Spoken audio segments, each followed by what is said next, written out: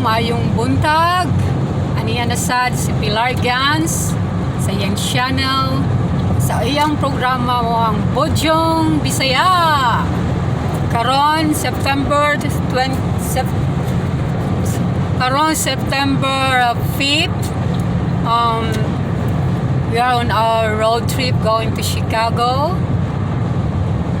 Kay tungod sa holiday, sa Labor Day, September 7, muna mong gitanuhan nga manglaag sa Chicago. So karon nag-agita karon sa lugar nga adunay daghang wind turbine, or sa lugar nga diin makita ang mga windmills. And this is really an amazing place. Pila yun siya ka hektarya, no, nga daghan kayong windmills. During the pita mag-slow down na ang mga sakyanan, kay at the same time tanaw sad sila sa mga windmills.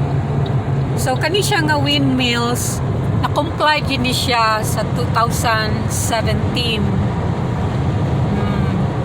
Nag-cost good ni siya og kanang $2.3 million sa paghimo lang ani.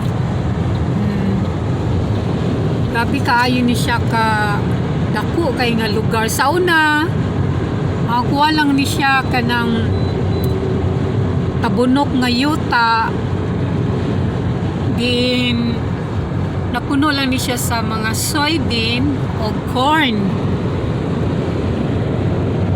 Dayon karon gimuan ni siya og kanang dako nga project sa mga organization nga tukuran nila og windmills. Din ang purpose ani niya makahatag ni siya og energy diri sa nagkabit-kabit nga mga lugar. Dayon sa unang panahon wala pa manggoy electricity, nakuha lang sila og kanang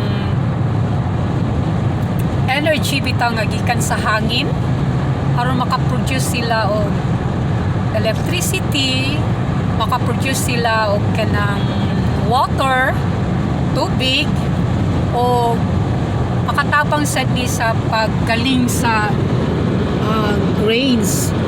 So as far as you can see, grabe gyud, napuno gyud siya. Napuno gyud siya sa wind turbine.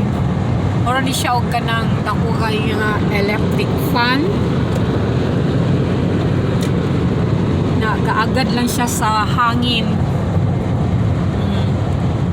Once ang hangin mo hampak kana iyang blade, kana iyang blade,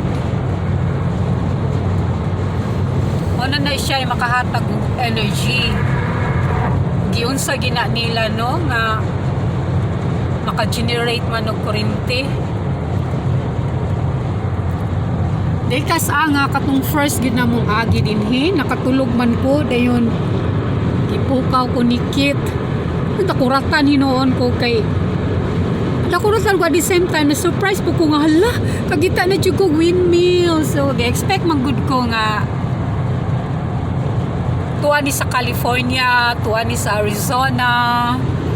Dahil naraman dahil makita sa silingan ng mga state, gikan mi Kentucky, dahil kasunod nga state is Indiana, ang silingan rasad namo. So nakuhan surprise kayo ko nga, uy, dili na din makita, no need to go to Arizona or mga Kansas or sa lain pang lugar. Pero ang the largest one nga makita natutuwa gid sa California.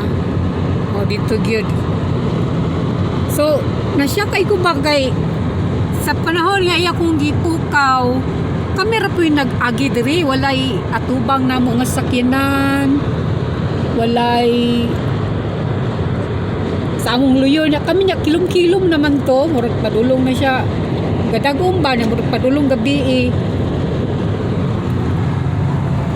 Nakuratan kay ko kay ako una-una lain naman gid kaayo.